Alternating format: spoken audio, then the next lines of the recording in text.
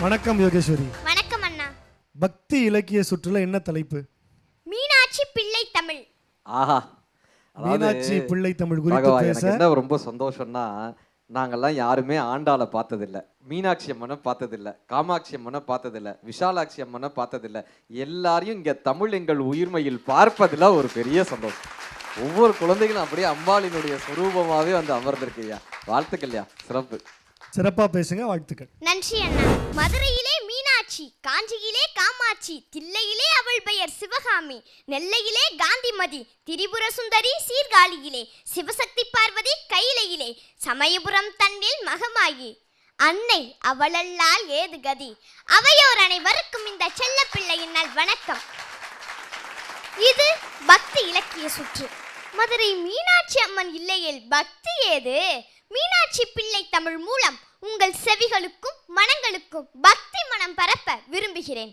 பிள்ளை தமிழ் அரசரையோ தெய்வத்தையோ சமய பெரியோரையோ ஒரு குழந்தையாக பாவித்து குழந்தை பிறந்த 3ஆம் மாதம் முதல் 21ஆம் மாதம் வரை காப்பு, செங்கீரை, தாள், சப்பானி, முத்தம், வருகை, அம்புலி, அம்மானி, நீராடல், ஊசல் என 10 பருவங்களாக பிரித்து அதிலும் ஆணாக இருந்தால் அம்மானை, நீராடல், ஊசலுக்கு பதில் சிற்றார், சிறுபறை, சிறுதேர் என சேர்த்து பாடும் இலக்கியமாகும்.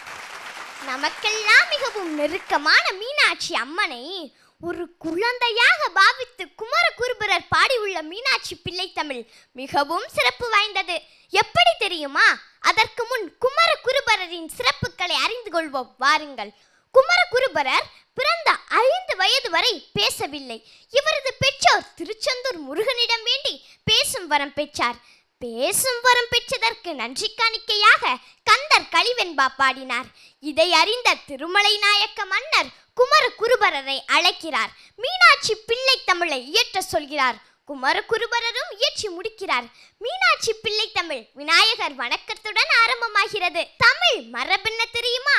பிறந்த குழந்தையை 2 மாதங்கள் வரை வெளியே கொண்டு வரக்கூடாது.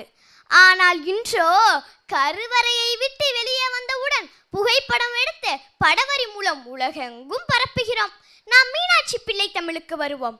குழந்தையாக பாவித்த மீனாட்சியின் 3ஆவது மாத துவக்கத்தை காப்பு பருவமாக பாடும் குமரகுருபரர் மீனாட்சியை காத்தருளுமாறு திருமால், சிவன், விநாயகர், முருகன், கலைமகள், திருமகள் என 10 கடவுள்களிடம் வேண்டுகிறார். 5ஆவது மாதம் செங்கீரை பருவம். செங்கீரை போன்று குழந்தை ஒரு காலை உயர்த்தியும் ஒரு காலை மடக்கியும் 2 கைகளையும் நிலத்தில் ஊன்றி முகத்தை மேலே உயர்த்தி ஆடும் பருவம் இது. 7ஆவது மாதம் தாலாட்டு பாடும் தாளப்பருவம். 9ஆவது மாதம் கைகொட்டி பாடும் சப்பானி பருவம். 11ஆவது மாதம் மீனாட்சியை மடியில் தூக்கி வைத்து முத்தம் கொடுக்கும் முத்தப்பருவம். 13ஆவது மாதம் வருக வருக என அழைக்கும் வருகை பருவம். 15ஆவது மாதம் நிலாவை விளையாட அழைக்கும் அம்புலி பருவம். அன்றும் இன்றும் குழந்தைகளுக்கு நிலாவை விளையாட்டு பொருளாகவே காட்டியுள்ளதை கவனியுங்கள். அம்புலி பருவத்தில் குமரகுருபரர் இவ்வாறு கூறுகிறார். அம்புலியே, நீயும் மீனாட்சியும் சமம். இது சாமம். உனக்கும் மீனாட்சிக்கும் பிரிவினை இருக்கக்கூடாது. இது பேதம். நீ மீனாட்சியிடம் தஞ்சம் புகுந்து விட்டால் அனைத்தையும் தானமாக பெறுவாய். இது தானம். வேறுபாடு காட்டினால் உனக்கு தண்டனை உண்டு. இது தண்டம். இவ்வாறு சாமபேத தான தண்ட முறைகளில் மீனாட்சியுடன் நிலாவை விளையாட அழைப்பதாய் அமையும் பாடல் வரிகள் மனதை கவரும் விதமாய் உள்ளது. 17ஆவது மாதம் நீராடும் நீராடல் பருவம். 19ஆவது மாதம் விளையாடும் அம்மானை பருவம். 21ஆவது மாதம் ஊஞ்சலாடும் ஊசல் பருவம். இவ்வாறு விநாயகர் வணக்கத்துக்கு 2 பாடல்கள், ஒவ்வொரு பருவத்திற்கும் 10 பாடல்கள் வீதம் 100 பாடல்கள் என மொத்தமாய் 102 பாடல்களை அழகுற பாடியுள்ளார் குமரகுருபரர். இதில் என்ன சிறப்பு என சாதாரணமாக எடை போட்டு விடாதீர்கள் மீனாட்சி பிள்ளை தமிழை. குமரகுருபரர் மனதுருகி வருகை பருவத்து பாடலை பாடும்போது அன்னை மீனாட்சியே அர்ச்சகரின் குழந்தை உருவில் வந்து மன்னர் சேதுபதி நாயக்கரின் மடியில் அமர்ந்து பாடல் முழுவதையும் ரசித்திருக்கிறார். முத்தப்பருவத்து பாடலை பாடும்போது மன்னரின் கழுத்தில் இருந்த முத்துமாலையை கலட்டி குழந்தை மீனாட்சி குமரகுருபரரின் கழுத்தில் போட்டிருக்கிறாள். இதெல்லாம் கேட்க கேட்க எவ்வளவு இனிமையாக உள்ளது. அது மட்டுமல்ல, தொடுக்கும் கடவுள் பழம்பாடல் தொடையின் பயனே நரை வலுத்த துறைந்தின் தமிழின் ஒழுகுணருஞ்சுவையே அகந்தை கிழங்கை அகழ்ந்தெடுக்கும் தொழும்பர் உலக்கோயிற்கு ஏற்றும் விளக்கே. இப்பாடலை மீண்டும் மீண்டும் பாராயணம் செய்யும் அன்பர்களின் உள்ளங்களிலும் இல்லங்களிலும் மீனாட்சி அம்மை அருள் புரிகிறாள் என்பது மக்களின் நம்பிக்கை. தமிழோடு பிறந்து பழமதுரையில் வளர்ந்த கொடி என்று மீனாட்சி தமிழோடு பிறந்ததாக கூறி தமிழையும் ஏற்றம் பெற வைத்துள்ளார் குமரகுருபரர். ஆம், பைந்தமிழ் வடிதமிழ் மதுர முழுகிய தமிழ் தெள்ளி தெளிக்கும் தமிழ் தெளிந்த பசுந்தமிழ் செஞ்சொற்றமிழ் முதுத்தமிழ் என தமிழுக்கும் பெருமை சேர்த்த நூல் இது. பாண்டிய நாட்டின் பெருமைகளையும் பாண்டியரின் ஆட்சி சிறப்புகளையும் எடுத்துரைக்கிறது இந்த நூல். சில திருவிளையாடல்களும் இந்நூலில் அரங்கேறி உள்ளன.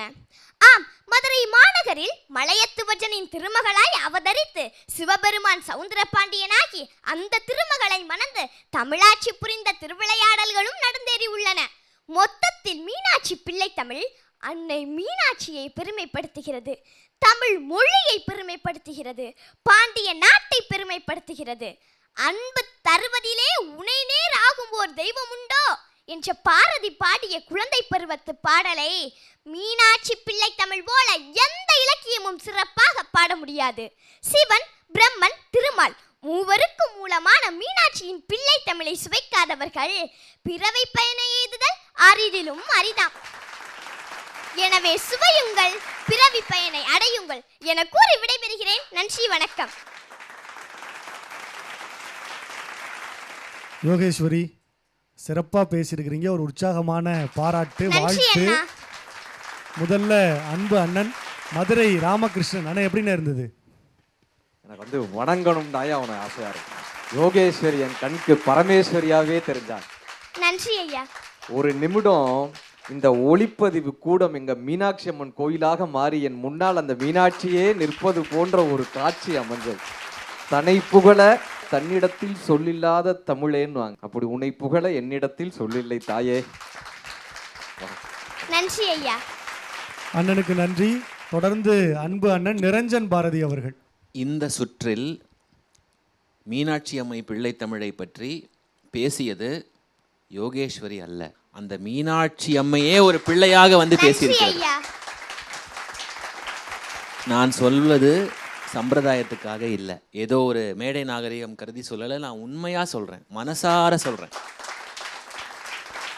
அவள் அருள் இல்லை என்றால் முன்னால் இப்படி பேசியிருக்க முடியாது. புகழ் கிடைப்பது சுலபம்தான், ஆனால் புண்ணியம் கிடைப்பது அவ்வளவு எளிது கிடையாது. சங்கரா டிவி இந்த உன்னுடைய பேச்சை பதிவு செய்ததன் மூலமாக புகழோடு சேர்த்து புண்ணியத்தையும் சம்பாதித்திருக்கிறது. நன்றி ஐயா. நான் உண்மையாக சொல்றேன். தொடக்கத்திலிருந்து இறுதி வரைக்கும் ரொம்ப ரொம்ப சொற்பமான இடங்கள்ல மட்டுமே தடை இருந்ததே ஒழிய வேறு எந்த இடத்திலுமே ஒரு தடுமாற்றமோ தடையோ தயக்கமோ உன்கிட்ட இல்லவே இல்லை கண்ணா. அபாரம். நன்றி ஐயா. அந்த தங்கு தடையை காட்டிலும் என்ன சிறப்பு அப்படின்னா, நீ தெளிவாக உன்னுடைய பேச்சை அழகாக வகுத்து கொண்ட விதம். தொடக்கத்தில் பிள்ளை தமிழ்னா என்னன்னு சொன்னேன், அது ரொம்ப முக்கியம். எதை பற்றி பேசுகிறோமோ அந்த அடிப்படை அறிவு இருக்கணுங்கிறத நீ அறிவுறுத்தியிருக்க. பிள்ளை தமிழ்னா என்னன்னு சொன்னேன். அப்புறம் ஆண் குழந்தையாக இருந்தால் என்னென்ன பருவங்கள் பாடணும், பெண் குழந்தையாக இருந்தால் என்னென்ன பெயர்களில் இந்த பருவங்கள் இருக்கும் அப்படிங்கிற வேறுபாட்டையும் நீ சொன்ன. அதுவும் ரொம்ப முக்கியம். அதையும் தாண்டி அடுக்கடுக்கா தகவல்கள் நடுவில் அப்படியே இந்தா கொஞ்சம் தூவிக்கிறேன் அப்படின்னு குமரகுருபரரை பற்றின சில குறிப்புகளையும் சொன்ன. மீனாட்சி அம்மை பிள்ளை தமிழை பற்றி ஒரு 5 நிமிட குறும்படம் பார்த்தது போல் இருந்தது உன்னுடைய பேச்சு. அவ்வளவு அற்புதமாக இருந்தது. நிறைய தகவல்கள், அதே சமயத்தில் பாடல்களையும் மேற்கோள் காட்டின, பாடவும் செஞ்ச, எல்லாரையும் ஏதோ ஒரு விதத்தில் ஈர்த்துட்டா. இல்லை மீனாட்சி அம்மை உன் மூலமாக எல்லாரையும் ஈர்த்து விட்டாள். ஒரே ஒரு தவறுன்னு சொல்லணும் அப்படின்னா அந்த இலக்கியத்தின் பேர் எனக்கு தெரிஞ்சு மீனாட்சி அம்மை பிள்ளைத்தமிழ் இல்லையா? மீனாட்சி பிள்ளைத்தமிழ்னே நீ சொல்லிட்டு இருந்த. பரவாயில்லை, மீனாட்சி மன்னித்து விடுவாள், பெரிய பிரச்சனை இல்லை. இது மீனாட்சி பாடிய பிள்ளைத்தமிழ். உங்கள் பெற்றோருக்கு ரொம்ப ரொம்ப பாராட்டுகள். அவங்களுக்கு ஒரு பெரிய கைதட்டல் தரலாம். தூரம் தயார் பண்ணதில்லை. மீனாட்சி அம்மனை பற்றி சொன்னதுனால சொல்கிறோம். அழைக்காமல் ஓடி வருவாளாம். எங்க அம்மா வந்து சொல்லுவாங்க, மதுரையை ஒரு கலெக்டர் ஆட்சி பண்ணார் பிரிட்டிஷ் காலத்துல. அவர் பேர் ரோஸ் பீட்டர். அவர் என்ன பண்ணுவாரு, குதிரையில வந்து மதுரை மீனாட்சி அம்மன் கோவிலினுடைய தெற்கு கோபுரத்துல நின்று மீனாட்சி அம்மனை அப்படியே வணங்கிட்டு, பூட்ஸ் காலை கூட கலட்ட மாட்டார், அப்படியே வணங்கிட்டு அப்படியே அந்த குதிரையில போயிடுவார். பூட்ஸ் காலை கலட்டவே மாட்டார். ஆனா தினமும் மீனாட்சி அம்மனை வணங்காம அவருடைய காரியம் தொடங்கவே தொடங்காது. அப்படி மீனாட்சி அம்மன் மீது அவ்வளவு பற்று கொண்டவர் ரோஸ் பீட்டர்னு வேற்று மதத்தை சேர்ந்தவர், இருந்தாலும் பிரிட்டிஷ்ல இருந்து வந்தவர். ஒரு நாள் இரவு பெரிய இடி இடிக்குது, மழை பெய்யுது, மிகப்பெரிய இடி மழை. அந்த நேரத்துல அந்த ரோஸ் பீட்டரினுடைய வீட்டு கதவு தட்டப்படுது. கதவை யாரோ தட்டுறாங்க. இரவு ஒரு 12 மணி 12:30 மணி இருக்கும். யாரோ ஒருத்தர் கதவை தட்டுறாங்களேன்னு அவர் பதட்டத்தோட வந்து கதவை திறந்து பார்க்குறாரு. இதே மாதிரி ஒரு 8 வயது குழந்தை, நெற்றி நிறைய நீரோட, இதே மாதிரி ஒரு அழகான பச்சை பவாடை சட்டை கட்டி, அழகான வளையல்களோட, நெத்தி சுட்டியோட, நெற்றி திலகத்தோட, மூக்குத்தியோட, காதுல அணிகலனோட அப்படியே அந்த குழந்தை வந்து இப்படியே நிக்கிறா வாசல்ல, இப்படியே நிக்கிறா வாசல்ல. இவர் 12:30 மணிக்கு யாரா இந்த குழந்தை ஜெகஜோதியா வந்து நிற்கிறாளே, யாருமா நீன்னு கேட்கிறாரு. அவருடைய மொழியில கேட்கிறாரு. அந்த குழந்தை எதுவுமே பேசல. அவர் கையை பிடித்து வெளியே இழுத்துட்டு வர்றா. அவர் ரொம்ப பதட்டப்பட்டு தன்னுடைய மனைவியையும் சேர்த்து கூட்டிக் கொண்டு வெளியே வர்றார். 2 பேருமே வெளியே வர்றாங்க. வெளியே வந்த ஒரு 5 நிமிடத்துல நீ யாரு என்னன்னு கேட்கறதுக்குள்ள ஒரு 5 நொடிகள்ல பெரிய இடி விழுந்து அவருடைய வீடு தரமட்டமாகுது. இவர் அந்த அதிர்ச்சியில பார்த்துட்டு திரும்புறாரு. என்னை யாரா காப்பாற்றினதுன்னு பார்த்துட்டு திரும்புறாரு. அந்த குழந்தை அங்க இல்லை. அந்த மழை நேரத்துல சகதி இருக்கும்ல, சேறு சகதியில ஒரு கால் தடம் தெரியுது. இவர் அந்த கால் தடத்தை பின்தொடர்ந்துகிட்டே போறாரு. அது மதுரை மீனாட்சி அம்மன் கோவிலினுடைய தெற்கு கோபுரத்துல போய் முடியுது. இவர் போய் அந்த கோபுரத்துல அந்த படிக்கட்டுல முட்டி முட்டி எழுறாரு. அம்மா, நான் உன்னை பார்க்கறதுக்கு என் பூட்ஸ் காலை கலட்டாம வருவேம்மா, ஆனா நீ என்னை பார்க்கறதுக்கு செருப்பே போடாம வந்திருக்கியம்மா, செருப்பு கூட போடாம உடனே ஓடி வந்து காப்பாத்திருக்கியம்மான்னு சொல்லி மரகத கற்கள் பதித்த தங்க பாதுகையை ரோஸ் பீட்டர் அவர்கள் வந்து மதுரை மீனாட்சி அம்மனுக்காக அளித்தார். இன்றைக்கும் எங்கள் ஊர் திருவிழாவில், மீனாட்சி அம்மன் கோவில் திருவிழாவில், அந்த 14 நாட்கள் திருவிழாவில் வேற்று மதத்தவரான ரோஸ் பீட்டர் அவர்கள் கொடுத்து அந்த பாதுகை மதுரை மீனாட்சி அம்மனுக்கு அணிவிச்சு அழகு பார்க்கப்படுகிறது.